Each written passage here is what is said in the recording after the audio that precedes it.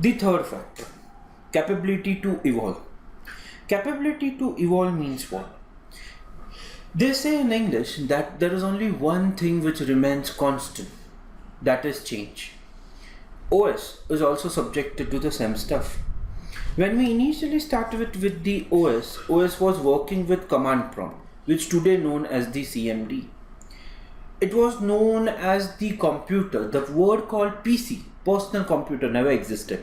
So OS initially started with the CMD. People never liked, especially the end user or an amateur user who was not knowing what operating system is about.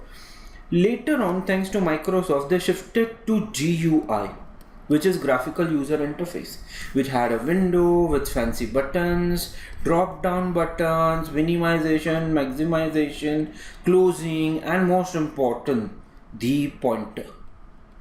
With all this coming into picture, obvious thing what happened was need of the user which was suppressed by just using a pointer. Many of you would know, just to listen to MP3 or watch some video, we today don't use keyboard. We don't type commands, we just double click and voila, job is done. The same concept remains over here. So we shifted initially, we started with CMD, shifted to GUI, and what's next? Today we talk about touch. Then soon we'll be talking about voice.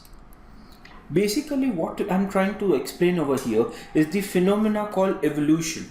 Operating system is always subjected to evolution with the availability of new hardware coming into picture.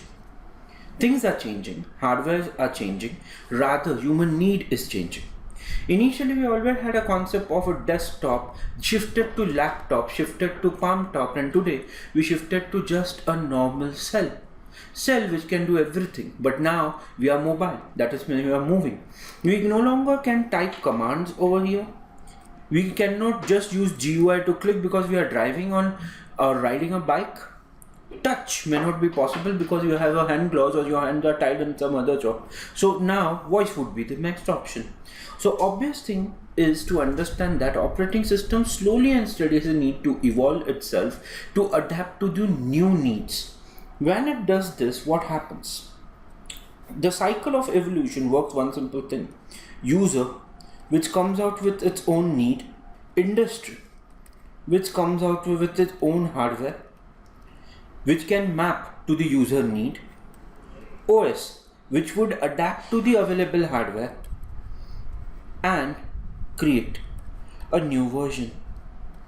This happened with Android, and most commonly known is we started with initial 1.1, 1.2 version. Google failed miserably. We started with 1.5. It started becoming a bit popular. 1.7 was the hardcore Android system which was known, and then Android never looked back because one after another there were many versions coming in. Each version better than before, had more feature, had more control, had better GUI. This is because of both the things. Both the things were changing. One was the hardware availability, and the second, the user's need. And together, what they created was the newer versions. So, putting all together, what we have in operating system. Objective of operating system still talks about three things only. Convenience, how easily your system would be adapted and used by the user. Efficiency, how efficiently the hardware and user needs are supported by the operating system. Capability to evolve.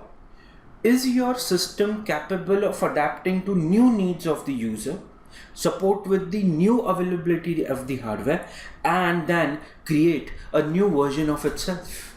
So this is it for objectives of operating system. These are the common objectives which one needs to keep in mind while designing any new operating system. That's it. Thanks for watching this video.